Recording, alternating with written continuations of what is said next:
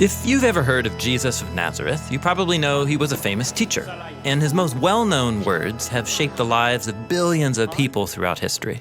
Love your neighbor as yourself. Do to others what you would have them do to you. Now, those sayings come from a collection of Jesus' teaching that's sometimes called the Sermon on the Mount. It's only 3 chapters long, but its ideas and images have endured throughout time. You are the salt of the earth.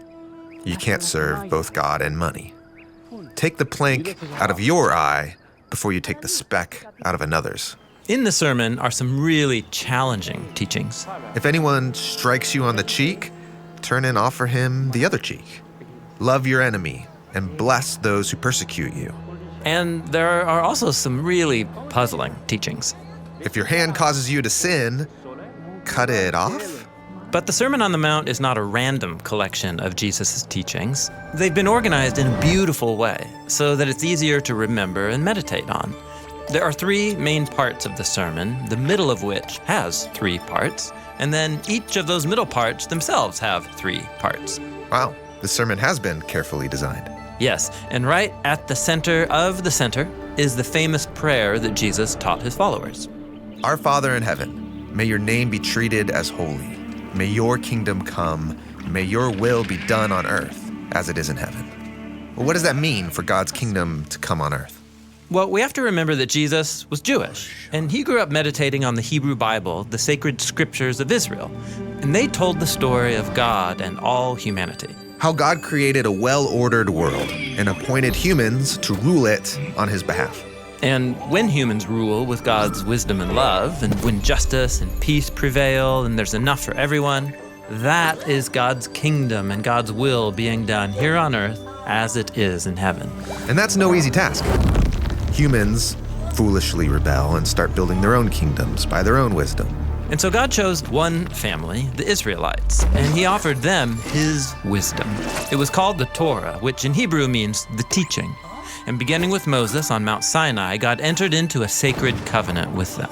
Why only select one family? Well, the goal was for the Israelites to be transformed by God's wisdom so that they could represent God's kingdom before all the nations.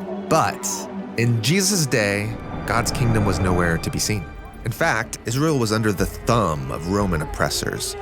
So what happened? Why isn't God's kingdom coming? Well, many religious leaders, like the scribes and the Pharisees, they thought it wasn't coming because Israel wasn't being faithful enough to the Torah. Other leaders, called the Sadducees, thought it would be best if Israel found a way to cooperate with Rome, and so they became the power brokers of Jesus' day. Some ran for the hills to become freedom fighters against Rome. They're known as the Zealots. And still others withdrew to the desert, waiting for God to use them to start a new Israel. But walk around the hill country of Israel, like Jesus did, and you'll mostly find normal people figuring out their lives as best they can. Most were barely hanging on, lots of poor and sick people. Many had lost their land to the Roman occupiers and were struggling to pay the heavy taxes. They were powerless and hopeless. And so Jesus went to these people, healing the sick and announcing that God's kingdom was arriving. People gathered from all over to hear his teachings. And one day, Jesus went up to a tall hill and said the arrival of God's kingdom was starting here and now with them. You mean with the powerless, the weak, the nobodies? God's kingdom begins here? Yes, this is why the very first line of the Sermon on the Mount is, "Blessed are the poor in spirit." In other words, where can you go and see God's presence and blessing springing to life? Among the rich? Among the powerful? No, Jesus says. Look where people are poor, where they feel crushed and defeated. God's kingdom is beginning with the people standing right here.